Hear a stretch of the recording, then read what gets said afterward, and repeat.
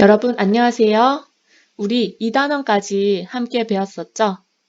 자, 다음 단원으로 넘어가기 전에 선생님과 함께 2단원을 정리해 보도록 하겠습니다. 자, 그럼 지금까지 배웠던 내용들을 목차로 한번 확인해 볼게요. 일단 첫 번째 정수와 유리수가 어떤 건지, 즉 개념을 먼저 알아야 되겠죠. 그 다음에 두 번째 유리수의 대소 관계, 즉 두 유리수가 있었을 때 어떤 수가 더 큰지 작은지 크기 관계를 따질 수 있어야 되겠죠. 그 다음에 유리수가 여러 가지 섞여 있었을 때 사칙 연산, 즉 덧셈, 뺄셈, 곱셈, 나눗셈을 정확하게 계산할 수 있어야 됩니다. 자, 우리 배웠던 내용들을 다시 한번 천천히 보도록 할게요. 자, 일단 정수와 유리수의 개념부터 보면 일단 숫자를 나타내기 위해서 그 수가 어떤 수인지 확인하기 위해서 부호가 필요했었어요. 그래서 양의 부호 플러스가 있거나 또는 음의 부호 마이너스가 있거나 자, 플러스나 마이너스는 이렇게 실생활에서도 이렇게 반대되는 용어들을 가지고 플러스 또는 마이너스로 생각할 수 있었습니다. 자, 그러면 양수와 음수는 자, 양수는 0이 아닌 수에 양의 부호 플러스를 붙인 수가 양수이고 음수는 반대로 마이너스 부호를 붙인 수가 음수였었죠. 자, 아래 양수와 음수의 예들이 있습니다. 자, 그 다음에 자, 일단 정수의 뜻을 확인하기 위해서 양의 정수와 음의 정수 뜻을 한번 볼게요. 양의 정수는 자연수의 양의 부호 플러스를 붙인 수였어요. 그 다음 음의 정수는 자연수의 음의 부호 마이너스를 붙인 수입니다.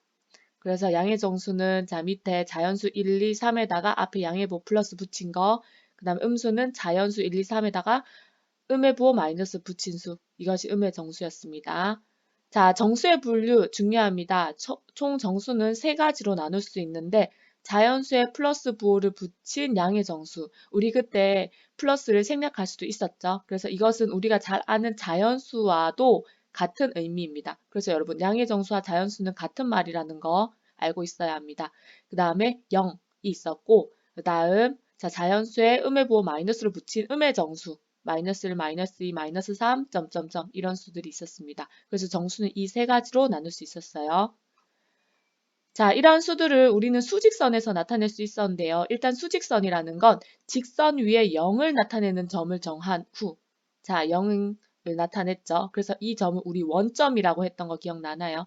원점이라고 했었어요. 그리고 그 점의 오른쪽에는 양수를 왼쪽에는 음수를 나타낸 것.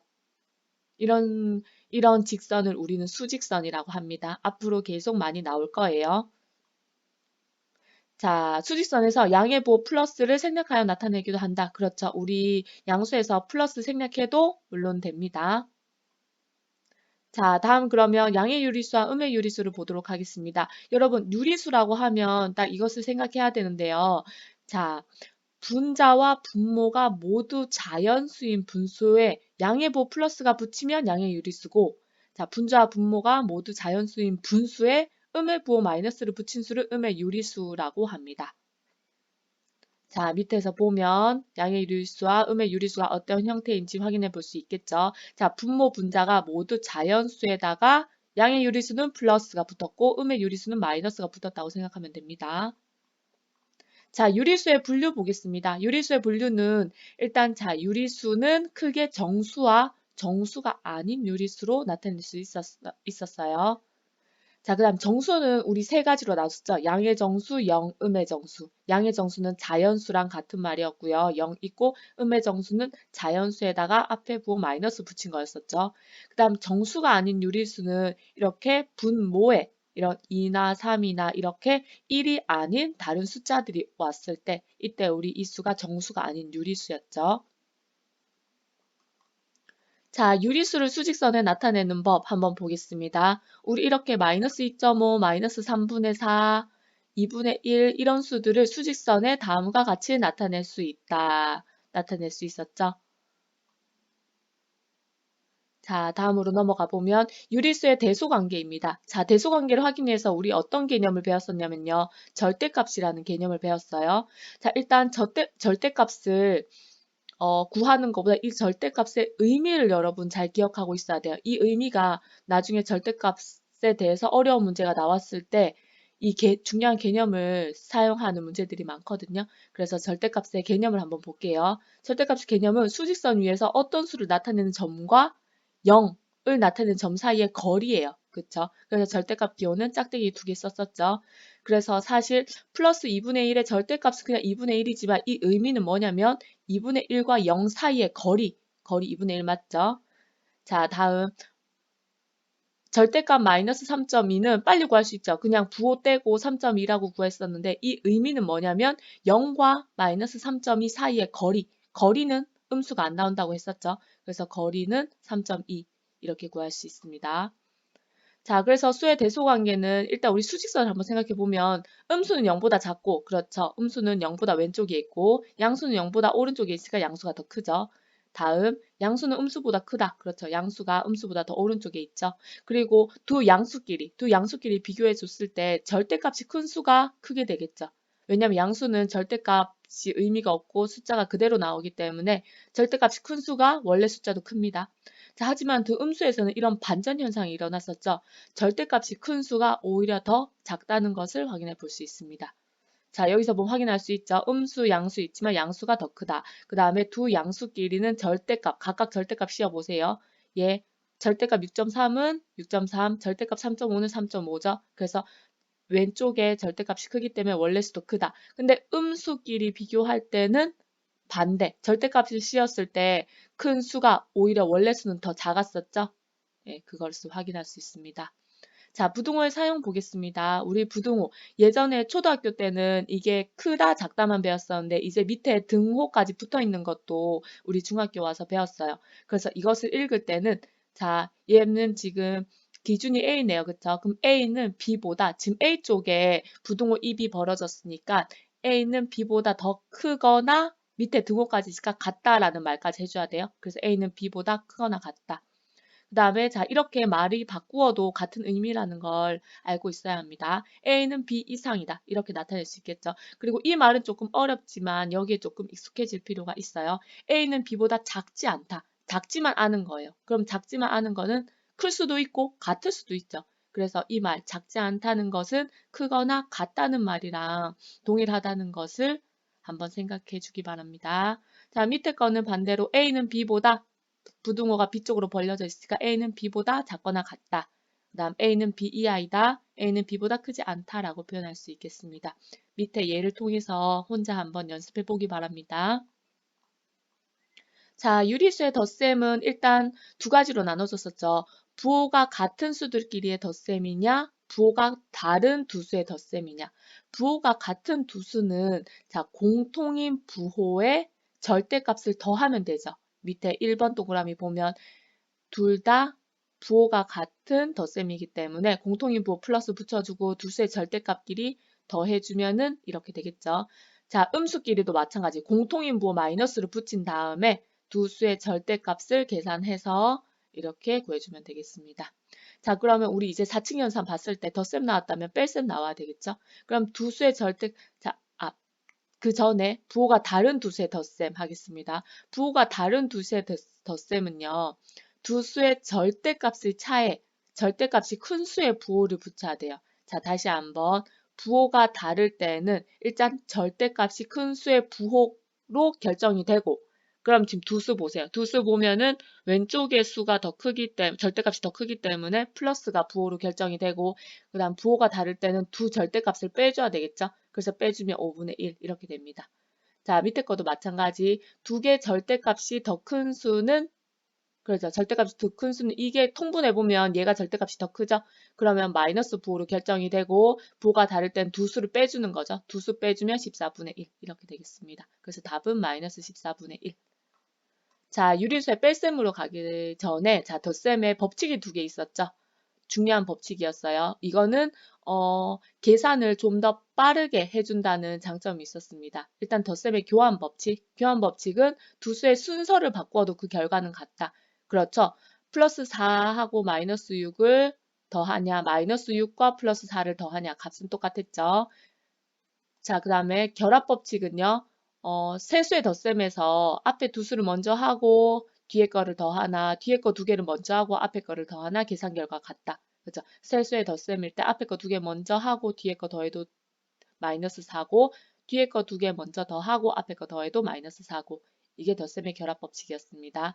자, 교환법칙과 결합법칙은 덧셈에서 여기서 성립하는 걸 확인할 수 있어요. 자, 뺄셈 보겠습니다. 뺄셈은요. 자, 빼는 수의 부호를 바꾸어 더한다. 즉, 빼기를 더하기로 바꾸는 대신에 뒤에 수의 부호를 바꿔줬었죠. 자, 예를 통해서 확인해 볼게요. 마이너스 5 빼기인데 이 빼기를 더하기로 바꾸는 대신에 뒤에 부호, 마이너스 1 부호를 바뀌어서 플러스 1로 써주는 거죠. 그럼 이제 두 수의 덧셈인데요. 우리 두 수의 덧셈 배웠잖아요. 자, 부호가 다른 두 수의 덧셈입니다. 그때는 절대값이 큰 수의 부호로 결정되고 두 수를 빼주면 되겠죠? 그래서 답이 마이너스 4. 자, 밑에 식도 이렇게 계산해주면 되겠습니다. 자, 덧셈과 뺄셈이 섞여있는 식의 계산에서는 뺄셈을 덧셈으로 바꾸고 이제 덧셈으로 바꿨으면 덧셈의 교환법칙과 결합법칙을 사용할 수 있기 때문에 이것을 이용해서 계산하면 되겠습니다. 아래 보면 일단 뺄셈을 덧셈으로 바꿔줬죠. 그 대신 뒤에 빼는 수의 부호를 반대로 바꿔줘야 되겠죠. 그 다음 세수의 덧셈인데 지금 여기 보면 마이너스 8과 플러스 8이 있기 때문에 지금 어떤 법칙을 써준 거죠? 그렇죠. 교환 법칙을 써준 거죠. 자리 바꿔줬어요. 교환 법칙 써주면 두 개 붙어 있고 마이너스 8 플러스 8이니까 없어지겠죠. 그래서 0이 되고 뒤에 플러스 11 돼서 계산됩니다. 자, 괄호가 없는 식의 계산에서는 우리 생략된 양의 부호를 살렸었죠. 그 다음에 뺄셈을 덧셈으로 바꿨어요. 다시 한번 예를 들어서 확인해 보면 일단 생략된 양의 부호 써주면 이게 사실 플러스 7은 더하기 플러스 7이 있다는 소리죠. 그 다음에 빼기 이제 11의 부호 플러스가 생략된 거예요. 그 다음에는 빼기를 더하기로 바꿔줘가지고 계산하면 이렇게 되겠습니다. 자, 유리수의 곱셈으로 가겠습니다. 곱셈에서도 부호가 같은 두 수의 곱셈과 부호가 다른 두 수의 곱셈이 있었어요. 오히려 덧셈, 뺄셈보다 곱셈이 더 쉽다는 친구들도 많은데요. 자, 곱셈은요. 일단 부호가 같은 두 수는 두 수의 절대값을 곱셈 양의 부호. 그러니까 즉 부호가 같다는 것은 양의 부호로 같으면 플러스 그리고 음의 부호로 같아도 플러스라는 거. 아까 덧셈이랑 달랐죠. 덧셈은 음의 부호면 공통인 음의 부호 마이너스 붙여준데 곱셈에서는 아니에요. 둘 다 음의 부호일 때 이게 마이너스 마이너스 플러스가 돼서 양의 부호 플러스가 됩니다. 그러면 부호가 결정되면 두 수의 절대값을 곱해주면 되겠죠. 두 수의 절대값을 곱해주면 됩니다. 자, 부호가 다른 두 수의 곱셈은 부호가 다를 때에는요. 두 수의 절대값을 곱셈 음의 부호를 붙여주면 됩니다. 자, 어때요? 두 수 부호가 다르죠? 그러면 부호는 마이너스로 결정되고 두 수의 절대값 곱해주면 돼요. 자, 얘도 마찬가지로 두 수의 부호 다르니까 부호 마이너스로 결정되고 그 다음 두 수의 절대값을 곱해주면 되겠습니다. 자, 곱셈에서도 아까 덧셈에서 교환법칙, 결합법칙 성립했던 것처럼 곱셈에서도 이것이 성립합니다. 두 개 순서를 바꾸어도 값은 결론은 똑같이 났었죠. 자, 그 다음 결합법칙도 앞에 거 두 개 먼저 곱하고 뒤에 거 곱하나 뒤에 거 먼저 두 개 곱하고 앞에 거 곱하나 계산값은 똑같이 됩니다. 자, 세수 이상의 수의 곱셈에서는 자, 부호를 먼저 결정하고 절대값들을 쭉 곱하라고 하네요. 이게 더 편하겠죠. 이때 조심해야 될 거, 곱셈 부호는 음수의 개수에 따라서 결정됐는데요. 음수가 없거나 짝수이면 플러스고 홀수이면 마이너스가 산다는 거죠. 자, 밑에 한번 보면 자, 예를 들어서 세 수의 곱인데 음의 부호가 몇 개예요? 두 개죠. 두 개면 짝수개네요. 짝수개면 부호가 플러스로 되고 세수의 절대값 곱해주면 되겠습니다. 자, 이때 마이너스 2의 세제곱이에요. 그럼 음수가 3개니까 홀수개예요. 그럼 홀수개면 마이너스 부호가 살아있고 절대값 세수 곱해주면 되겠습니다. 자, 유리수의 나눗셈 가겠습니다. 유리수의 나눗셈은 두 부호가 같은 수의 나눗셈에서 그 다음에 부호가 다른 두 수의 나눗셈에서 구분되는데요. 자, 두 수의 절대값의 몫에 양의 부호를 붙인다. 부호가 같을 때는 부호가 플러스로 결정되고 절대값끼리 나눠주면 됩니다. 이렇게요. 자, 이 수도 음수 나누기 음수니까 일단 부호가 같으니까 플러스로 결정되고 5.2 나누기 2.6 하면 2가 된다는 것을 확인할 수 있죠. 부호가 다른 두 수의 나눗셈에서는요. 부호가 음의 부호가 오게 되겠죠. 그러면 자, 음수 나누기 양수니까 부호가 다르니까 음수로 결정되고 36 나누기 4 하면 되겠죠. 그래서 9가 됩니다. 아래도 같은 방식으로 계산하면 마이너스 3이 되겠죠. 자, 그 다음에 우리 나눗셈을 하면서 나눗셈을 좀 더 빨리 하기 위해서 역수라는 개념을 도입했었는데요. 역수는 두 수의 곱이 1일 때 한 수를 다른 수의 역수라고 한다. 이 의미도 기억하고 있어야 돼요, 여러분. 두 수의 곱이 1일 때 한 수를 다른 수의 역수라고 한다. 예를 들면은 이 두 수 곱하면 1이죠. 그때 마이너스 3분의 2의 역수는 마이너스 2분의 3이고 또 반대로 마이너스 2분의 3의 역수는 마이너스 3분의 2다 라고 확인할 수 있어요. 그럼 이 두 역수끼리의 관계를 한번 보면 어때요? 부호는 그대로죠. 근데 분모, 분자 자리가 바뀌었다는 것을 확인할 수 있어요. 그래서 우리 역수를 빨리 구할 때 부호 그대로 붙이고 분모, 분자 자리만 바꿔주는 겁니다. 자, 나눗셈의 계산에서는 유리수를 0이 아닌 수로 나눌 때는 나누는 수의 역수를 곱하여 계산한다. 그래서 나눗셈을 역수를 이용해서 곱셈으로 바꾼 다음에 이제 나눗셈의 곱셈 방법을 이용하는 겁니다. 자, 우리가 그러면 잘해야 되는 거 이런 혼합 계산이겠죠. 단순히 나오는 문제는 잘 풀 수 있지만 이 혼합 계산을 충분히 훈련하고 연습해야 계산 실력을 쑥쑥 키울 수 있습니다. 자, 일단은 섞여 있을 때 다음과 같은 순서로 있어야 된다는 걸 한번 확인해 볼게요. 일단 거듭 제곱 먼저 풀어야 되겠죠. 그 다음에는 괄호가 있으면 괄호를 먼저 계산하는 거 여러분 알고 있죠? 소괄호 먼저 하고 그 다음 중괄호, 대괄호 순으로 합니다. 다음 우리 사칙 연산 있을 때 곱셈과 나눗셈을 먼저 하고 그 다음 덧셈, 나눗셈을 덧셈, 뺄셈을 제일 나중에 했었죠. 자, 분배 법칙. 우리 분배 법칙도 배웠었는데요. 분배 법칙은 한 수의 두 수의 합을 곱한 결과는 한 수의 각각의 수를 곱한 결과의 합과 같다. 말로 표현하면 어려운데 밑에 식을 이용해서 보는 게 더 쉬울 거예요, 여러분. 보면 지금 15 곱하기 이렇게 괄호가 되어 있죠. 이때 15가 이 앞에 항과 뒤에 항으로 각각 분배가 된다는 거예요. 자, 15 곱하기 이때 이 연산도 같이 가죠. 15 곱하기 5분의 2.